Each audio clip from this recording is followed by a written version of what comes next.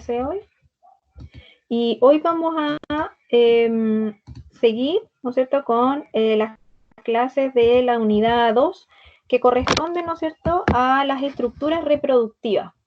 Dentro de las estructuras reproductivas vamos a empezar a hablar, ¿no es cierto?, de la primera unidad de estructura reproductiva, a la cual le llamamos nosotros semilla, ¿ya?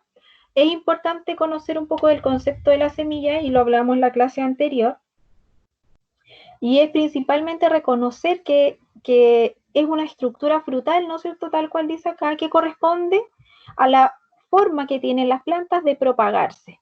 En este caso, las plantas que forman y generan semillas para propagarse se les reconoce como espermatófitas, ¿ya? Ese es como el nombre que llevan en común todas las plantas que generan semillas para su propagación.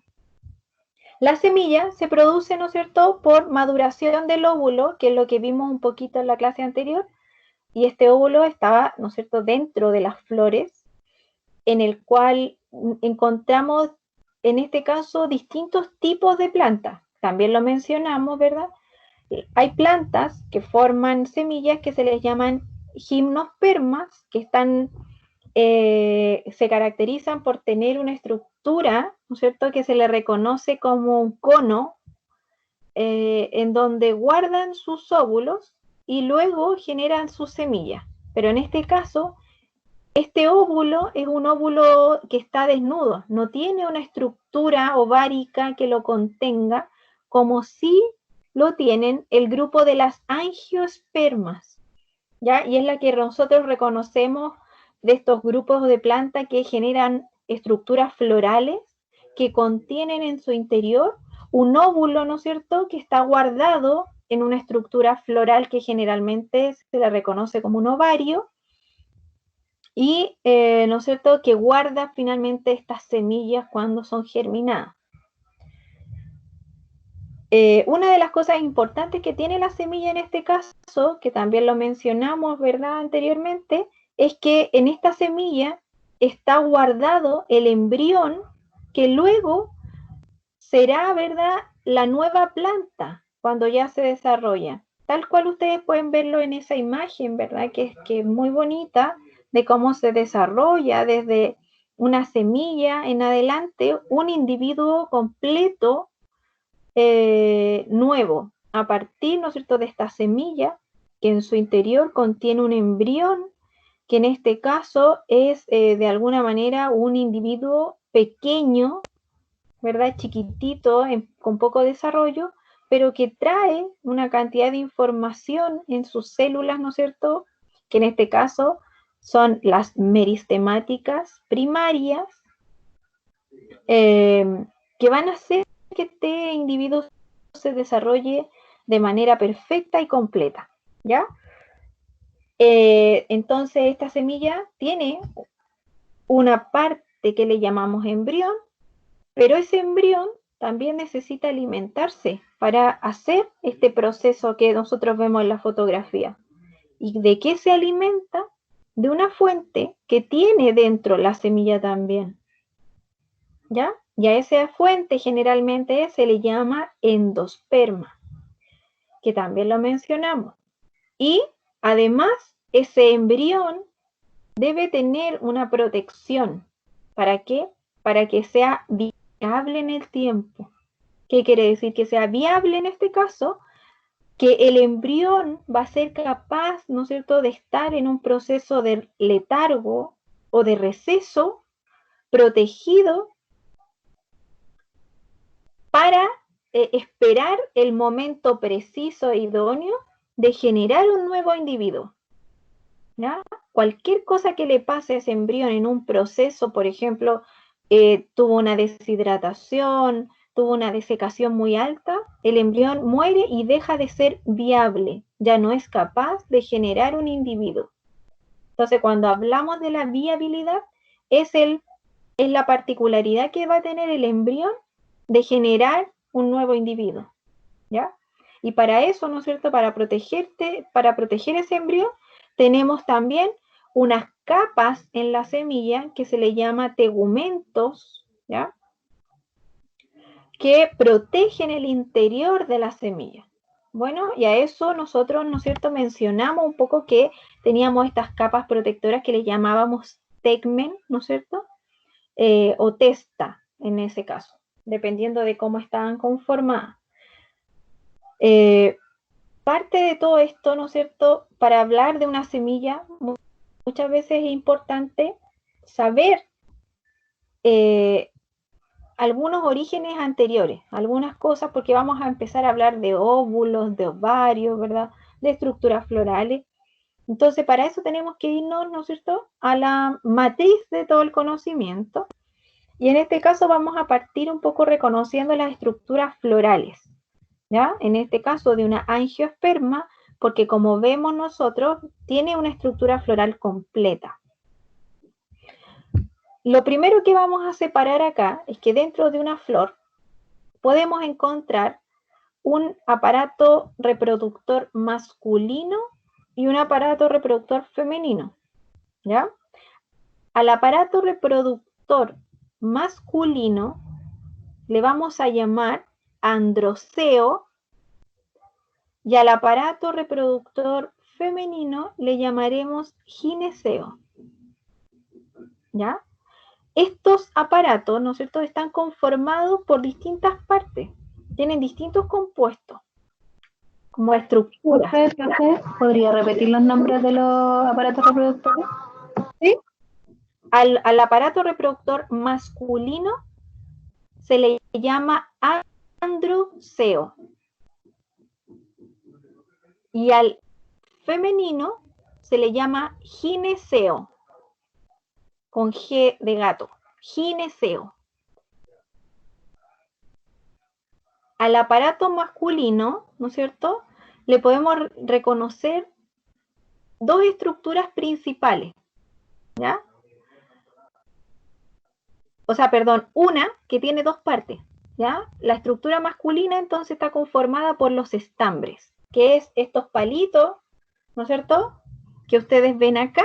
Si ustedes desarmaran esta flor, vamos a sacar lo masculino hacia acá y lo femenino, ¿no es cierto?, hacia el otro lado.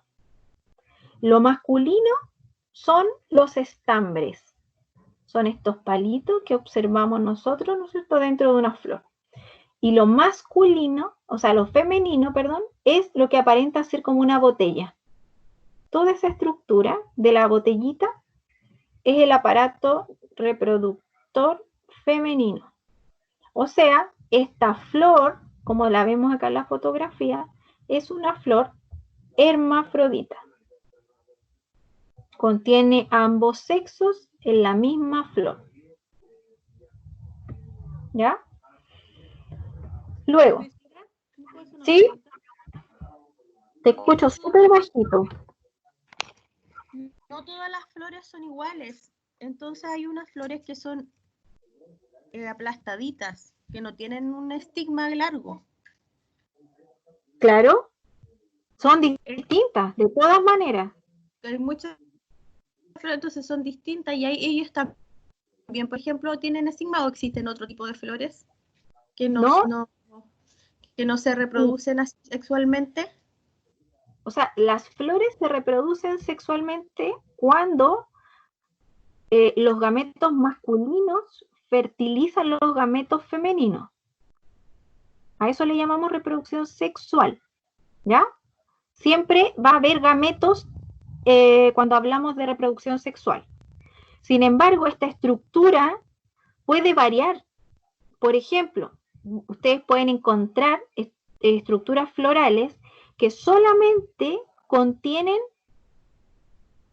aparato reproductor masculino y aparte existen flores que solamente tienen la parte femenina. ¿Ya? Lo mencionamos en la clase de ayer y ahí entran dos conceptos nuevos, porque yo les mencioné acá que esta flor es hermafrodita, ¿verdad? Pero también existen los conceptos de monoico y dioico.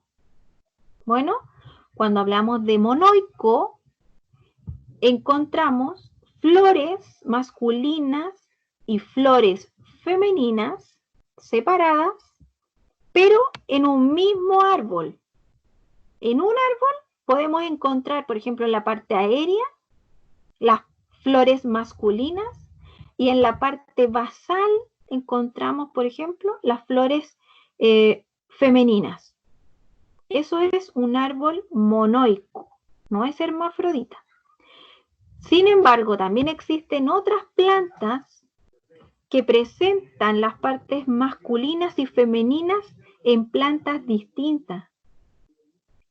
Y ahí nosotros hablamos de dioico. O sea, aquí existe una planta macho y una planta hembra en árboles diferentes. Eso es una característica. ¿Se dan cuenta? Ahí hablamos de 3 conceptos: hermafrodita, monoico y dioico. Sin embargo, también hay cambios en la morfología. Ustedes van a encontrar que esta morfología puede ser súper diferente al dibujo. Sin embargo, el concepto morfológico sigue siendo el mismo. Siempre en la estructura masculina va a estar formada por estambres, ¿ya?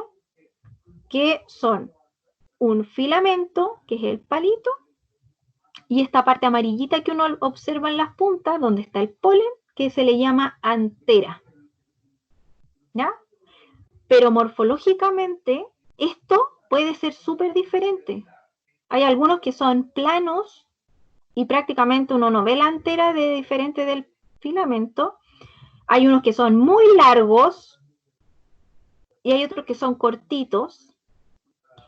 Lo mismo acá, el estilo, que es el tubito, ¿no es cierto?, de la botella, puede ser muy largo o puede ser muy corto. Pero eso va a depender de la característica floral. Sin embargo, siempre se habla, ¿no es cierto?, de un pistilo, que es toda la estructura, que está constituido, en este caso, de un ovario, ¿ya? Un ovario, lo que está acá, el ovario, del estilo y del estigma, ¿ya? Morfológicamente pueden ser súper diferentes, te encuentro toda la razón, súper diferente, porque muchas veces vamos a ver que el estigma, cuando veamos la estructura floral en sí, vamos a ver que el estigma es súper diferente en distintos casos. Hay unos estigmas que son igual que una pluma. ¿Para qué? Para captar mejor el polen. Hay otros estigmas que son planos y con una sudoración dulce que hace, por ejemplo, que le guste mucho más a los agentes polinizantes pararse ahí y dejar su polen adherido.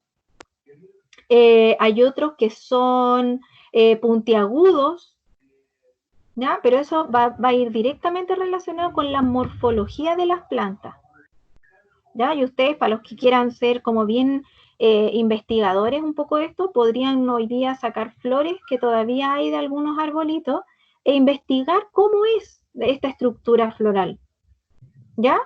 Yo les puedo mandar, si quieren, hartas fotos de flores para que vayan ustedes observando cómo son los ovarios, cómo se observan los distintos, por ejemplo, estambres, cómo son muchas veces los distintos tipos de pistilos, ¿no? Porque es bonito empezar ahora a que ustedes empiezan a aprender esto, a observar. ¿Sí? Dime. Entonces, una planta de zapallo que tira sus flores puede ser una planta hermafrodita, porque tiene flores femeninas y masculinas, ¿cierto? Espera, ¿no? la planta del zapallo en sí tiene la flor es masculina y es femenina. Sí. ¿Tú tienes planta de zapallo? Sí, y he visto que zapallo amarillo tiene flor, camote. ¿Ya? Zapallo amarillo. Amarillo. Entonces, tiene flores amarillas, pero ¿Sí? tiene flores, unas que tienen un potito atrás, como gordito. Y plana arriba. Y plana arriba. Y claro, y hay otras que son masculinas. Sí. Pero esas dos flores, es importante que lo menciones porque el zapallo es un ejemplo, de hecho. esas dos flores están y nacen de la misma planta. ¿Es así? Sí. Entonces, Ya. ¿hermafrodita? No, No, esa planta no es me confundo. hermafrodita.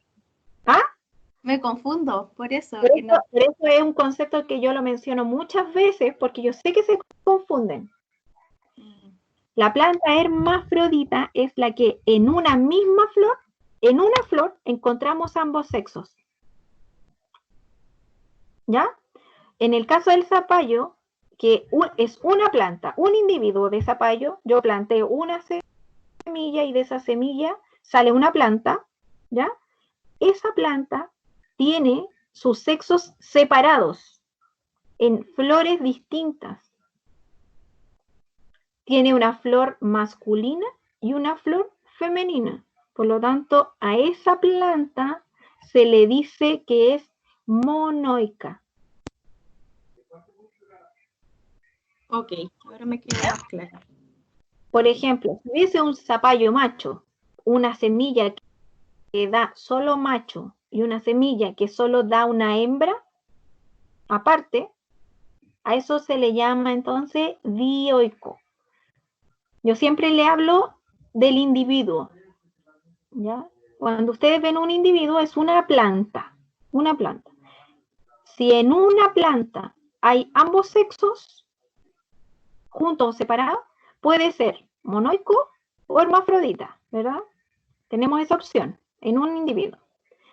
Nos vamos a ver la flor. Si en esa flor, en una flor, existen ambos sexos, es hermafrodita.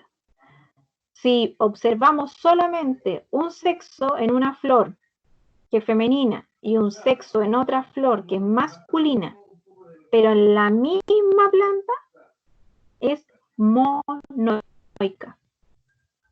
Bueno, lo vamos a ir mencionando siempre porque es un concepto que, según mi experiencia, siempre confunde. Bueno, entonces vamos viendo esta estructura floral, ¿verdad? Para ir repasando las partes. Parte masculina, entonces, le llamamos androceo. Su estructura es un estambre y ese estambre está constituido de un filamento y de una antera. Femenino, ¿no es cierto? Es el gineceo, conformado entonces en este caso por un pistilo, y el pistilo contiene tres partes.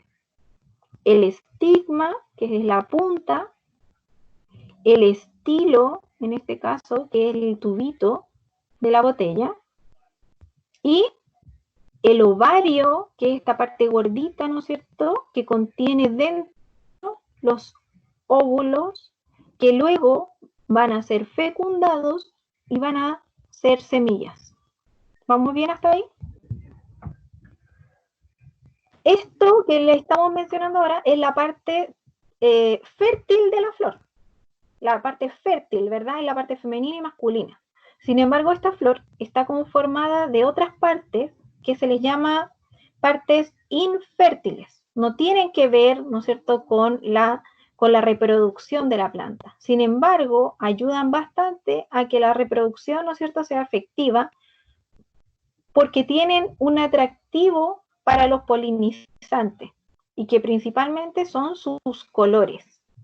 En este caso vamos a hablar, ¿verdad?, de los pétalos, que es la parte más colorida, ¿no es cierto?, que está por acá afuera, que lo observamos como estas zonas de la flor que generalmente representan la mayor cantidad de color.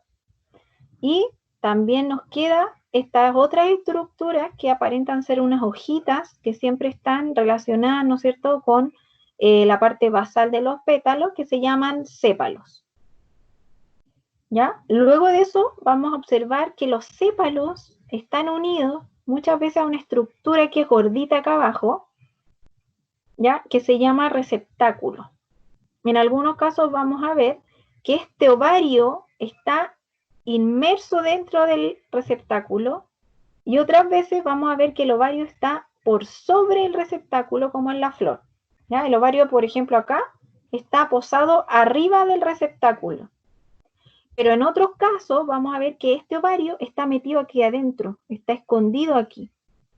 ¿Ya? Es importante saber eso muchas veces porque nos vamos a dar cuenta que los frutos formados por las distintas flores van a tener características morfológicas después muy diferentes, ¿no es cierto? Si el ovario estaba arriba o si el ovario estaba acá abajo. ¿Ya? Vamos avanzando entonces. Acá no se ve muy bien la foto, pero es un poco lo mismo con algunas características distintas. ¿Ya? Por ejemplo, acá podemos ver en el dibujo una antera. ¿Se acuerdan? La parte masculina estaba formado por el filamento y por una antera. Sin embargo, ustedes si ven el dibujo, la antera está como dividida en dos. Son como dos pulmoncitos, dos riñones, ¿verdad? Que están pegadas al medio, fíjense. Una antera, entonces, está formada por dos tecas. A cada una de estas cositas se le llama tecas. Y dentro de cada teca está el polen. Y el polen, cada grano de polen es el que lleva la información genética masculina. Cada grano de polen. Si nos vamos a la parte femenina de la flor, podemos observar, ¿no es cierto?, este ovario que contiene óvulos. ¿La información genética en la planta igual la tomamos como ADN? Es parte del ADN, en el núcleo de la célula vegetal. Lo que pasa es que en este caso es igual que cuando existe la reproducción en los animales. Lo que se junta ahí, ¿no es cierto?, son gametos, son información, son células que traen, ¿no es cierto?, otro tipo de característica que no es una célula común y corriente, es una célula que se genera solo para la reproducción. Entonces tiene un contenido genético diferente porque son células de gametos. No es una célula común y corriente que una célula, por ejemplo, que forma un tejido vegetal. ¿Ya? Esa es la diferencia. Trae una información genética dada para la reproducción. ¿Ya?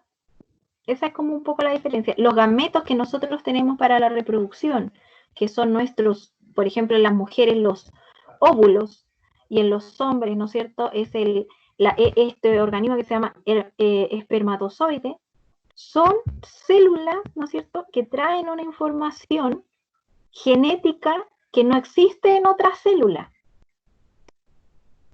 ¿Ya? Esa es la diferencia. Traen una información genética que es de tipo gametófita, se llama. Bueno, esa es como una diferencia. Entonces, por eso que el óvulo con la información del polen se juntan y generan un individuo sexual. En este caso, también encontramos que si existe una reproducción sexual, existe una asexual, sin gametos, sin la información de gametos. Y ahí encontramos este otro tipo de reproducción en los vegetales que está dada por ejemplo, un propágulo, que si ustedes, por ejemplo, plantan un diente de ajo, obtienen una planta de ajo grande y nueva. Eso es una reproducción asexual, sin información de gametos. ¿Ya? Y lo que ustedes están haciendo ahí es generar un individuo clonal. No hay intercambio genético. Por lo tanto, es un clon. Cuando ustedes hacen una reproducción sexual, generan un individuo con características de los padres, pero no igual a sus padres. Cuando ustedes hacen un clon, generan un individuo igual, idéntico al padre en este caso, ¿no es cierto?, que es lo que ustedes ponen en el suelo si pusieran un diente de ajo. Eso es un clon. ¿Ya? ¿Se entiende la diferencia? Lo vamos a ir viendo más adelante también porque vamos a ver propágulos vegetales. ¿Ya?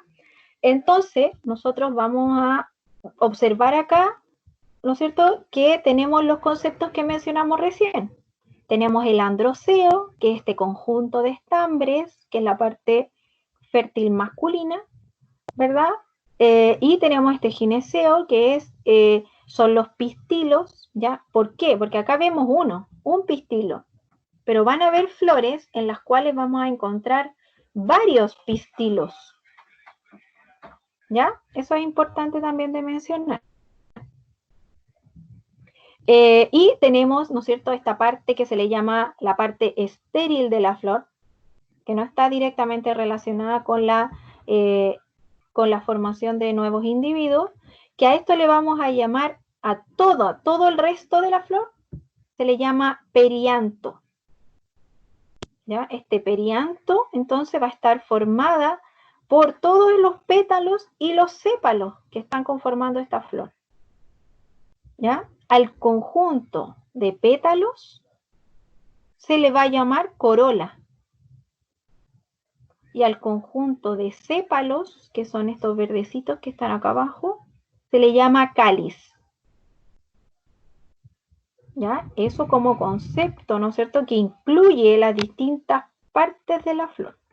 Así como hablamos de un androceo y un gineceo, entonces vamos a hablar de la corola y el cáliz, ¿ya? Que en este caso la corola es el conjunto de los pétalos y el cáliz el conjunto de los sépalos.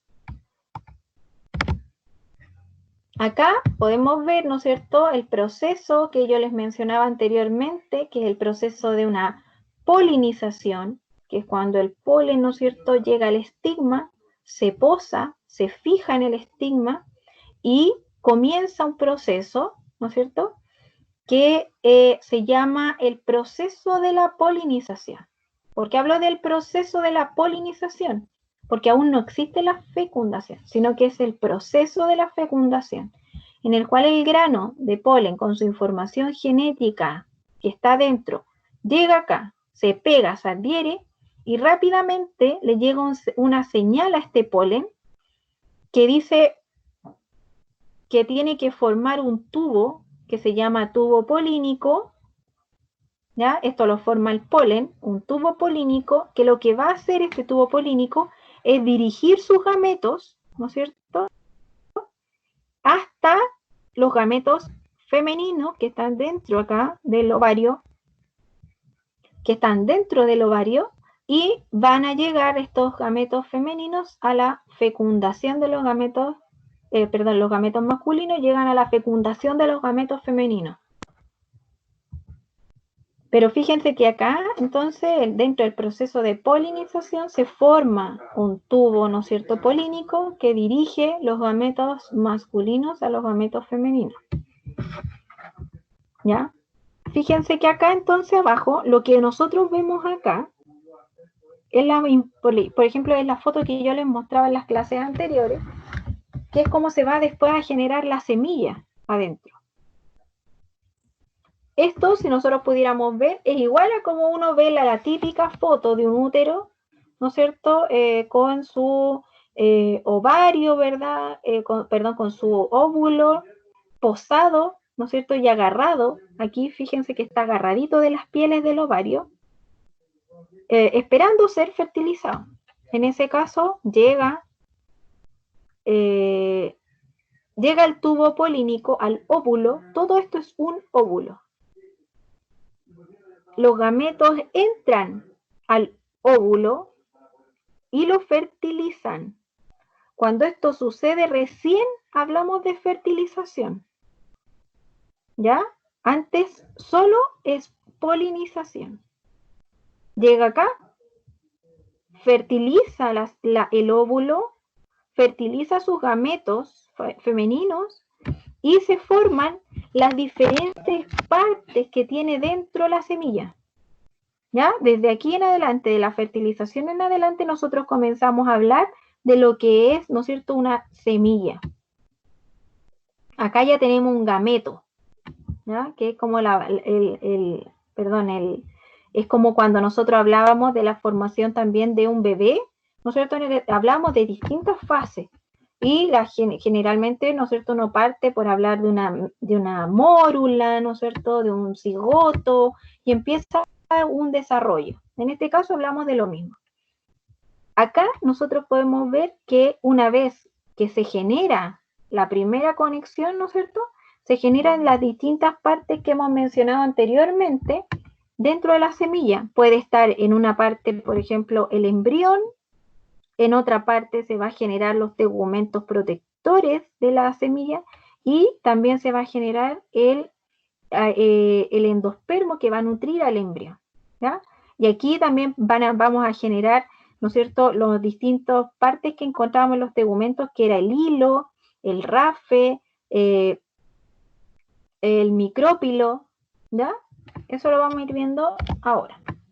Entonces, a modo de, ¿no es cierto?, de ir avanzando, ¿ya? Porque quiero ir bien lento, vamos a ir retomando todas estas partes. Vemos la foto, en este caso, de una semilla de poroto, ¿ya? Phaceolus vulgaris. En este caso, lo que nosotros vemos, ¿no es cierto?, es un embrión, ¿ya? Que en este caso hemos mencionado que se considera una planta diminuta, pequeñita, un endospermo grande, ¿no es cierto?, que lo que hace es alimentar, ser capaz de alimentar al embrión. Tenemos lo que se le llama un episperma, ¿no es cierto?, que son estos tegumentos protectores de la parte interna. Vamos a ir avanzando, ¿verdad? Porque los tegumentos, mencionamos anteriormente que teníamos la testa y el tegmen, ¿ya? Estas dos estructuras que conforman el tegumento del episperma, que lo que hacen es proteger, tal cual, ¿verdad? Acá también podemos ver, ¿no es cierto?, una fotografía bien bonita en detalle cómo se genera la raíz. ¿Aló? Me quedé en tegumentos, en el testa, y el otro era... Tegmen. Ya, gracias. El tegmen es... Lo que pasa es que los tegumentos, piensen ustedes que son dos tejidos que están pegaditos uno al lado del otro, que lo que hacen es generar como un tejido protector de todo lo que está al interior de la semilla. ¿Ya? Que esto, uno aprecia que esto como cafecito que tiene la semilla por fuera y que lo protege. Esos dos tejidos, o a uno se le llama testa y al otro se le llama tegmen. El que da más hacia afuera es la testa y el que está más hacia adentro es el tegmen. Tenemos también los cotiledones. Y los cotiledones lo que hacen es almacenar reserva de alimento. ¿Ya? Vamos a ver acá que hay un concepto de que muchas veces los cotiledones, ¿verdad?, son parte del embrión, pero otras veces se confunde mucho con el endospermo. ¿Por qué? Porque, por ejemplo, una semilla de poroto, en este caso, presenta en los cotiledones la gran cantidad de almacenamiento nutricional, ¿ya? No en sus primeras hojas, no en el endospermo. Esa es la diferencia, ¿ya? Tenemos otra estructura que es la plúmula. La plúmula es una zona meristemática que, como ven acá ustedes, forma cuando se desarrolla las primeras hojas verdaderas, ¿ya? Y tenemos también lo que se reconoce como la radícula, que es esta estructura blanquecina, ¿no es cierto?, que una vez que se desarrolla, sale de la semilla, se estira y forma la raíz. Tenemos también esta otra parte que mencionamos anteriormente, que es el hilo, ¿ya?, que es el punto de unión que tenía la semilla con el ovario, ¿ya? Si nos vamos para atrás, podemos ver en esta imagen, acá, y esta parte de acá sería la que nosotros podemos observar en una semilla, y que es el hilo, ¿ya? El punto de unión con el ovario. Tenemos también el hipocotilo, que es otro lugar importante de mencionar de la semilla, que es un pequeño agujerito, ¿no es cierto? En donde luego, perdón, no es el hipocotilo es una estructura, me está confundiendo con el micrópilo, perdón.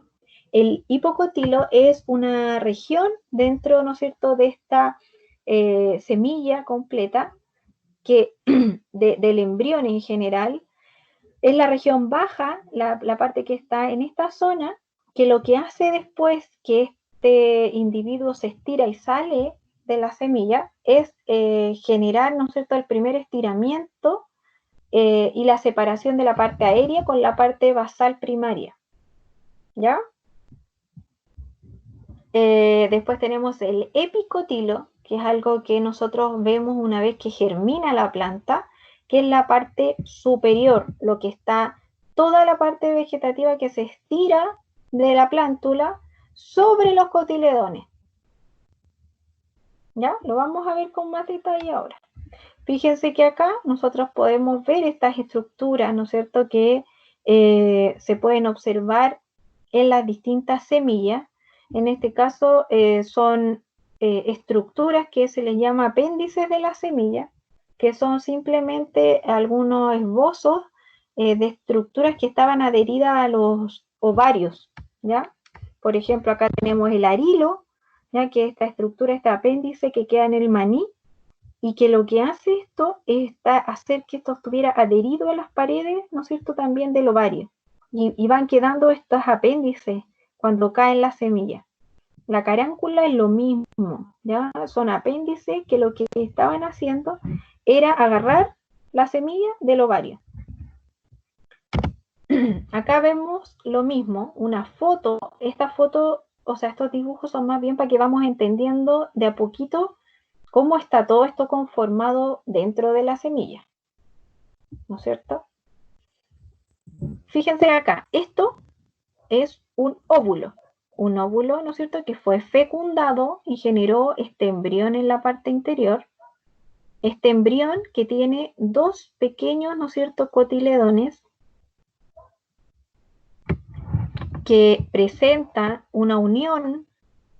Esta parte de acá es la unión que tenía como el ombligo, como el cordón umbilical, a la planta, al ovario, que se llama hilo, ¿no es cierto? Tiene esta parte que va a ser nuestro micrópilo, ¿no es cierto? Va a tener también lo que vemos como el rafe muchas veces, que es donde este ovario estaba como pegadito a la pared, siempre topando, ¿no es cierto?, las paredes, y quedan marcas, van quedando marcas y cicatrices.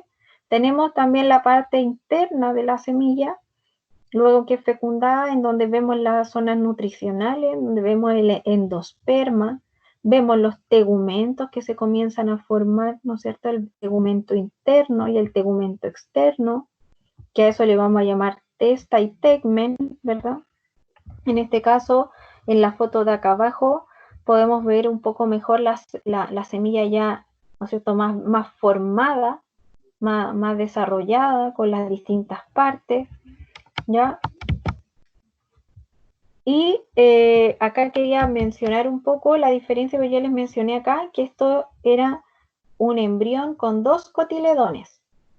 Tiene, ¿no es cierto?, estas dos zonas que van a hacer crecer muchas veces las dos primeras hojas, ¿ya?, que salen de una plantita. Cuando tiene estas dos partes, la semilla, dos cotiledones, se le llama dicotiledonia. Si solo tiene un cotiledón, se le llama monocotiledonia. ¿Ya? Y es acá cuando nosotros, ¿no es cierto?, mencionamos, por ejemplo, esta planta que está creciendo y desarrollándose en este momento. Yo puedo decir rápidamente que es una dicotiledonia, porque acá sus primeras hojas fueron dos. Traía dos cotiledones. ¿Ya? Si esta plantita hubiese salido como un pasto, como una chépica, como el maíz también, es una monocotiledonia. Si hubiese sido solo una hojita primaria. ¿Ya? Esa es como un poco una diferencia que tienen las plantas angiospermas, que existen estos dos grandes grupos, las monocotiledonias y las dicotiledonias. Las monocotiledonias, los ejemplos principales son los pastos de una hoja larga, ¿no es cierto? Y el maíz también, el choclo, la planta del choclo, ¿no es cierto? Esa hoja larga, eso es una monocotiledonia. Y las dicotiledonias son generalmente todas las leguminosas, ¿verdad? Dentro del área agrícola, y todas las plantas que tienen hojas, es muy fácil así caracterizarlo, hojas en donde sus nervaduras no son paralelas, las nervaduras son las venitas de las hojas, ¿ya?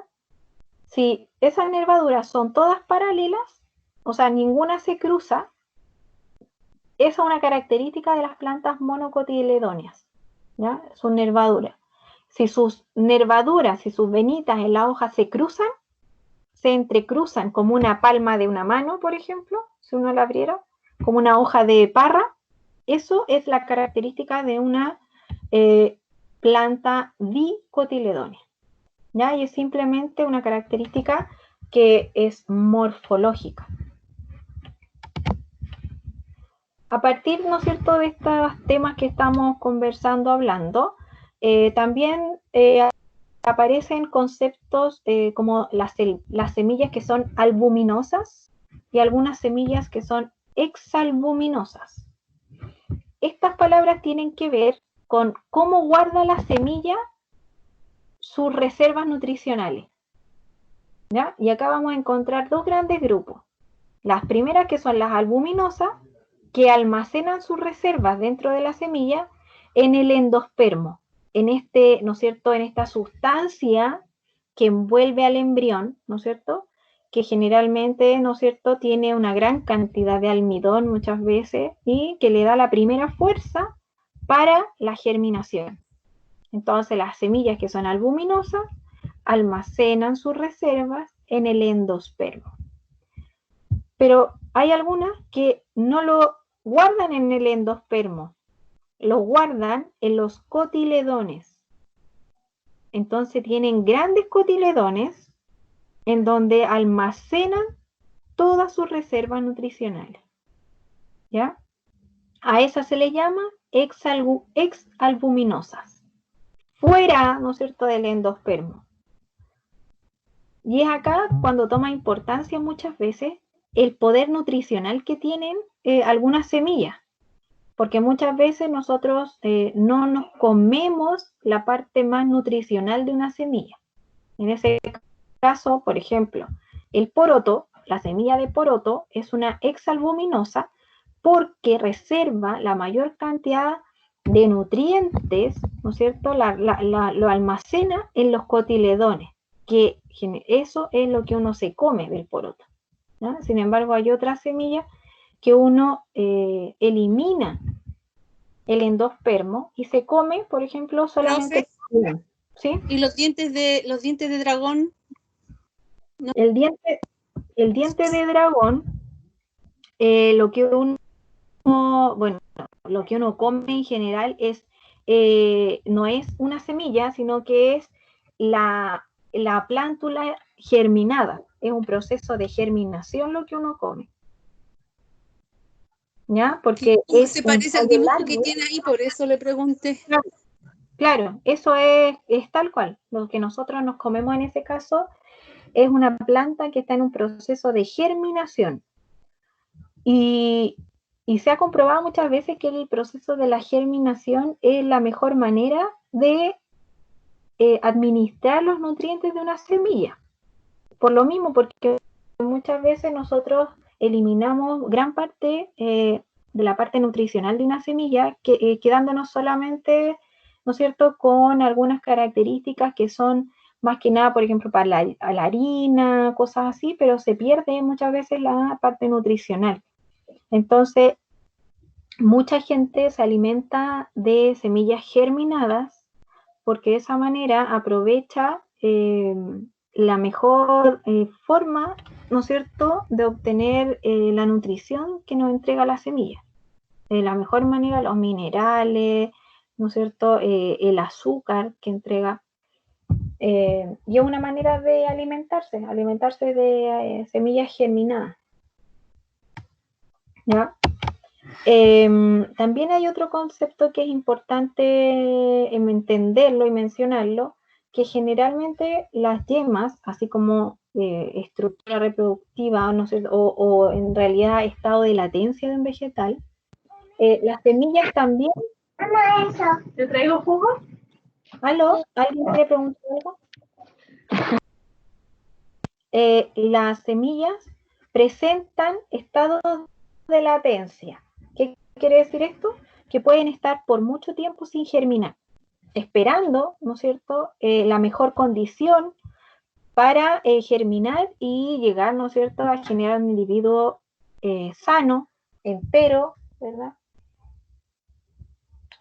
Por lo que es súper importante tener en cuenta que hay algunas latencias de tipo física, otras mecánicas, otras que tienen que ver con los químicos.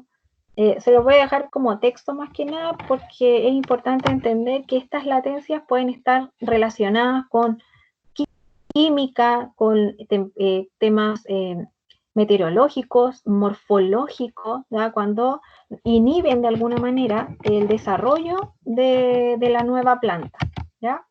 Acá pueden ver una foto también nuevamente de una semilla, de un ovario, ¿no es cierto?, de un óvulo, y en este caso pueden observar dos tipos de semilla, que es la A y la C, en donde la A es una semilla de una dicotiledónea, tiene dos cotiledones, que son esas primeras hojas, ¿no es cierto?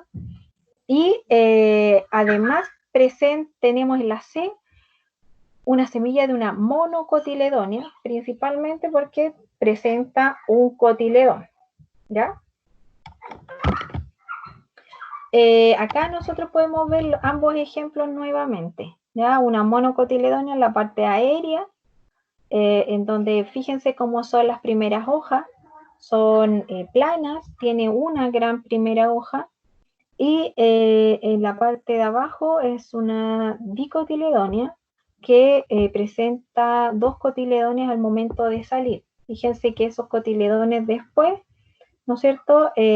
Finalmente los cotiledones no son las primeras hojas verdaderas, sino que son hojas embrionarias, que muchas veces, si la planta las requiere, las va a dejar, y si no las requiere, se eliminan. Y muchas veces estos cotiledones, estas primeras hojitas embrionarias, se caen y quedan sus dos primeras hojas verdaderas, ¿ya? Entonces, algunas características para mencionar nuevamente, ¿no es cierto?, es mencionar que el episperma son estos tejidos de la testa y el tegmen, que lo mencionamos en la clase anterior, y tenemos, ¿no es cierto?, acá empezamos ya a hablar del embrión como tal. Y el embrión como tal, como lo mencionamos, es una plantita pequeña en miniatura, ¿no es cierto?, que entrega un individuo final completo, producto de una fecundación. Está conformado de un embrión, el embrión tiene un eje embrionario en el cual encontramos una plúmula, un hipocotilo y una radícula, ¿ya? Pero además de eso, tiene cotiledones y un endospermo, ¿ya? Todo esto lo podemos encontrar, ¿no es cierto?, dentro de la semilla, ¿ya? Y vamos a mencionar que muchas veces las sustancias que almacena esta semilla...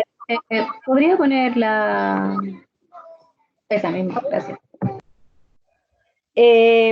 Muchas veces vamos a encontrar que en el endosperma, que es el lugar donde guarda esta reserva y donde almacena, vamos a encontrar que se pueden almacenar distintos compuestos, ¿no es cierto? Entre esos puede ser almidón, pueden ser proteínas, ¿ya? Que generalmente está relacionado con estos cereales que se ocupan para hacer harinas. También algunas semillas guardan aceites, por ejemplo, como las nueces, maní, que tienen mucho más de ese tipo de compuesto almacenado, y otras semillas también almacenan en mayor cantidad hemicelulosas, que son, ¿no es cierto?, estas estructuras más fibrosas, ¿no es cierto?, que muchas veces tienen estas características principalmente para proteger los embriones. Entonces las semillas tienen una mayor cantidad de ese tipo de sustancias, ¿ya? Acá podemos ver en la fotografía cómo pueden estar ubicados estos embriones. Recordemos que el embrión es como la plantita chiquitita que está dentro de la semilla.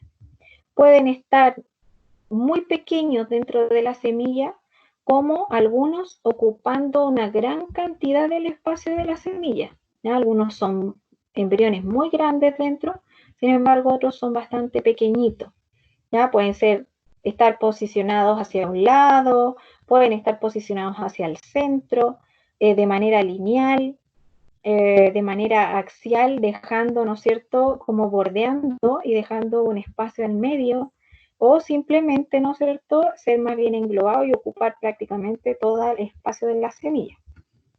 Si nosotros viéramos el embrión, ¿no es cierto?, cortado longitudinalmente, veríamos que en estas partes azules encontramos sus meristemas primarios, en donde cuando esta semilla germine, este meristema va a estirarse y va a generar el individuo adulto, formando el hipocotilo cuando esto se estire, porque el hipocotilo es el que está acá abajo, el epicotilo es el que se estira, ¿ya? Y genera la plantita en la parte aérea, pero también tenemos el meristema que va a generar luego la raíz, también meristema primario, pero radicular, ¿no es cierto?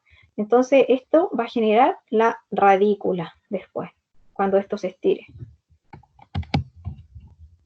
Este eje embrionario, ¿no es cierto?, que mencionamos anteriormente, es como esta parte que está acá, el eje embrionario, que contiene a la plúmula. ¿Y qué es la plúmula? Es esta zona que generalmente está relacionada con el meristema, la zona meristemática, y que está, ¿no es cierto?, protegido muchas veces por dos hojitas chiquititas embrionarias. ¿Ya? Entonces la plúmula es la zona que hace que la planta después crezca cuando emerge, se estire, ¿ya? Y saque las dos primeras hojas reales. Da origen al tallo, finalmente. ¿Ya? Después tenemos el hipocotilo. Fíjense en la fotografía. El hipocotilo es todo el tejido que se encuentra entre la plúmula y la radícula. ¿Ya? Todo ese tejido que aparenta ser un tallito es el hipocotilo. Todo lo que crece desde los cotiledones hacia arriba se le llama epicotilo. Es como aparenta ser la continuación del hipocotilo, ¿verdad? Pero es sobre los cotiledones. Sobre los cotiledones emerge el epicotilo. Y eso es porque la plúmula comienza, ¿no es cierto?, a multiplicarse y a generar el tallo definitivo. Fíjense acá en esta fotografía. ¿Ven? Acá hay cotiledones que ya, ¿no es cierto?, se caen porque no son hojas verdaderas, son hojas embrionarias, y comienzan a desarrollarse las hojas verdaderas. ¿Ya? Hay dos conceptos con los que me gustaría terminar la clase de hoy. Principalmente, el primero es que habla de una germinación. ¿Cómo es la germinación? Hay dos tipos de germinación. A una le llamamos germinación epígea y a la otra le vamos a llamar una germinación hipógea. ¿Ya?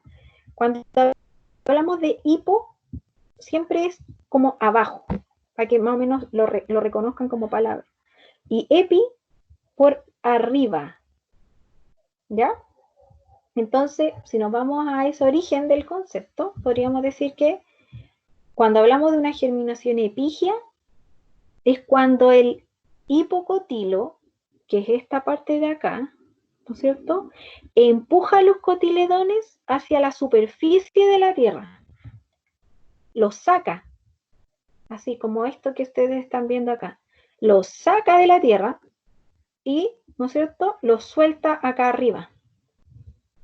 Mientras que cuando hablamos de una germinación hipógea, los cotiledones siempre se mantienen abajo de la tierra. Y después los cotiledones salen a la superficie. ¿Ya? Vamos a ver una fotografía acá. Esta es, sí. Este es un ejemplo que es como muy de dibujo. En este caso tenemos un hipocotilo, ¿ya?, que lo que hizo fue empujar a la semilla hacia afuera con sus cotiledones. La empujó y libera los cotiledones acá afuera. El epi, afuera, arriba. Y el hipocotilo, o sea, perdón, el hipogeo, libera, ¿no es cierto?, abajo. O sea, muchas veces, como es fácil de ver, es cuando nosotros observamos en una germinación que la parte del tegumento de la semilla queda adherido acá, arriba. Lo bota por acá arriba. Y en otras ocasiones, el tegumento de la semilla queda abajo de la tierra. Nosotros lo que vemos salir es la planta completa. ¿Ya?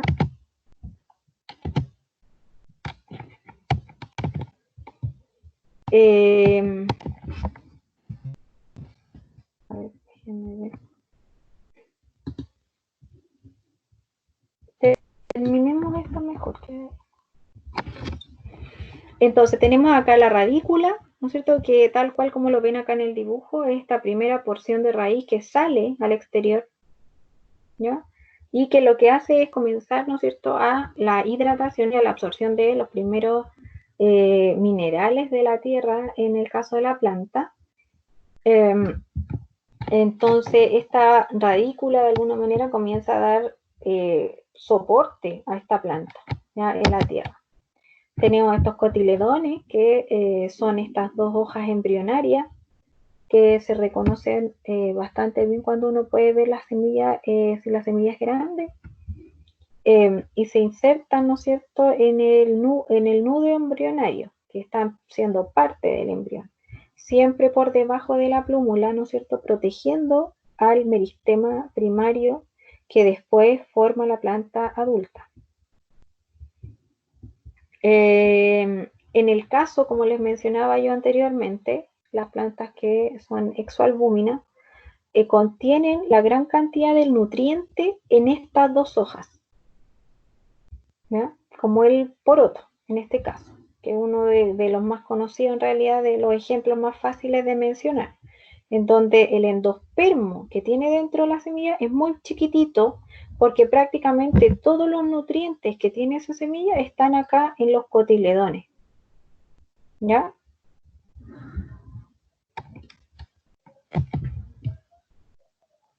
El endospermo, como lo hemos mencionado anteriormente, ¿no es cierto?, es este tejido que está dentro de la semilla y que almacena la gran cantidad de nutrientes que van a dar la fuerza para la germinación, ¿ya?, para la salida, ¿no es cierto?, de, en este caso,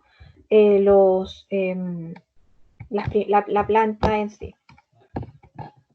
En algunos casos el endospermo puede ser líquido y también puede presentar algunas partes que son sólidas, como el caso, por ejemplo, del coco, ¿ya? Que tengo una...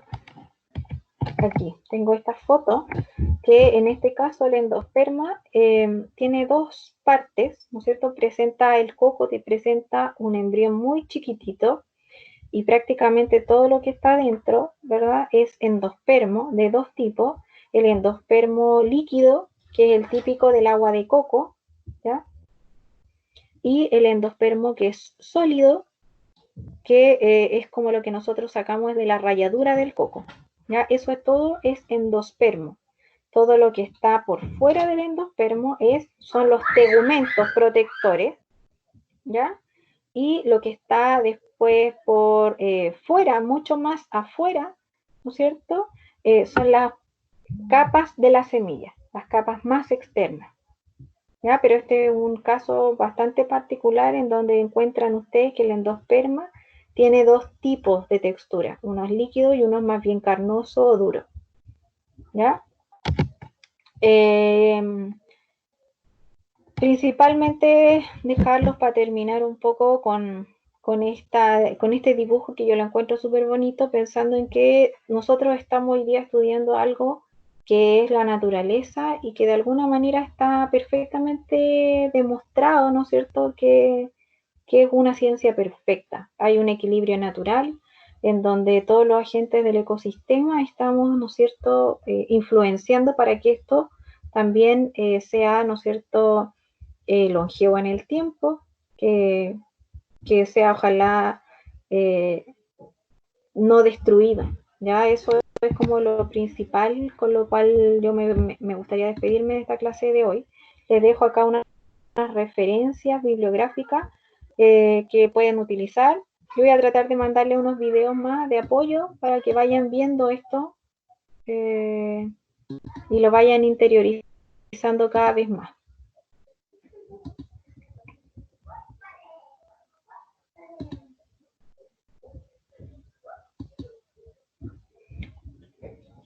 ¿Tienen algún